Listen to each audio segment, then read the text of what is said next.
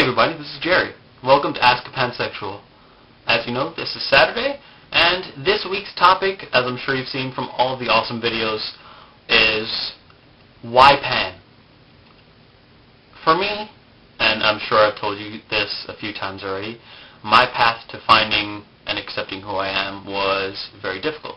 Started when I was about 15, and I started realizing, hey, I'm not just attracted to females. I'm also attracted to dudes, and that scared me. That fucking terrified me. Because, in all honesty, I grew up in Brooklyn, New York, and I grew up in a Hispanic neighborhood, and there was not a lot of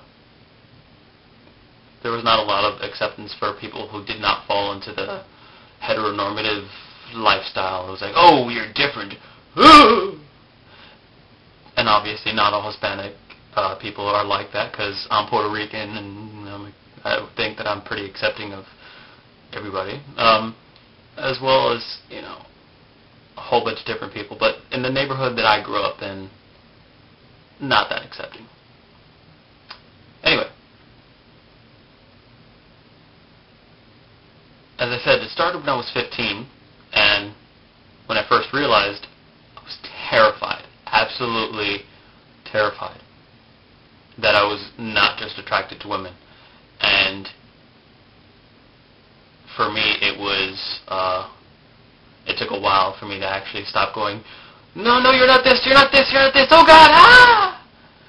And then I finally, I accepted that I like dudes as well.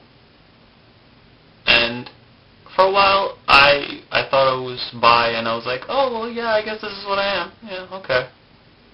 But something didn't quite click, because, I don't know, it was just something that it was good, but it wasn't just right.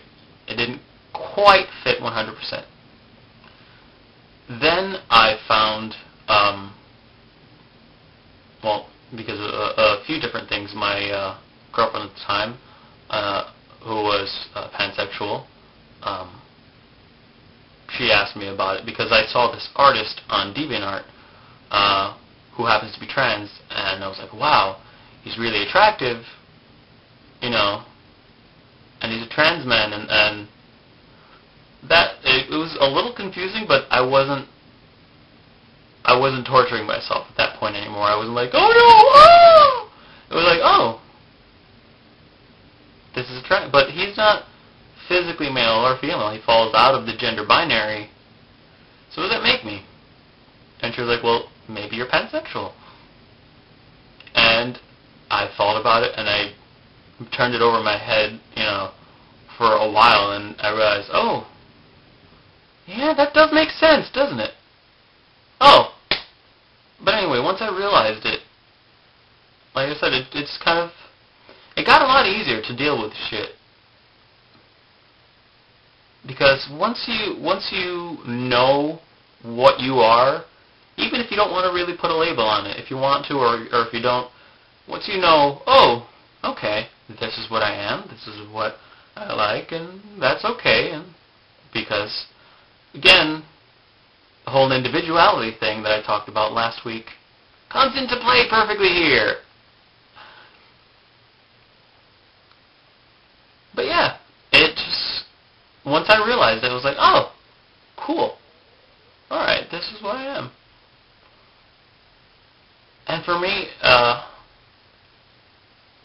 the whole journey, I think, was unfortunate that it happened, but necessary. Because if not, if I just never realized, or I don't know, I would be a different person, and I kind of like the guy that I am, because I think because I tortured myself for so long, I can, how to put this?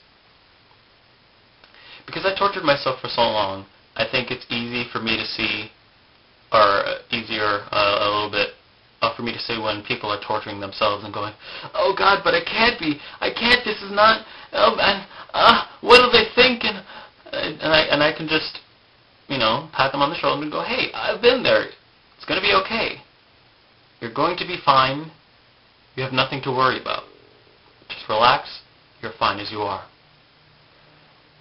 And that, I think, if me going through all that crap and putting myself through all that crap, because quite frankly, I'm the one that put myself through it. If me going through everything can allow me to help somebody a little bit better, hey, it was worth it. Anyway, I know this has been a short video, but at any rate, I'm Jerry. This has been Ask a Pansexual. Bye, everybody.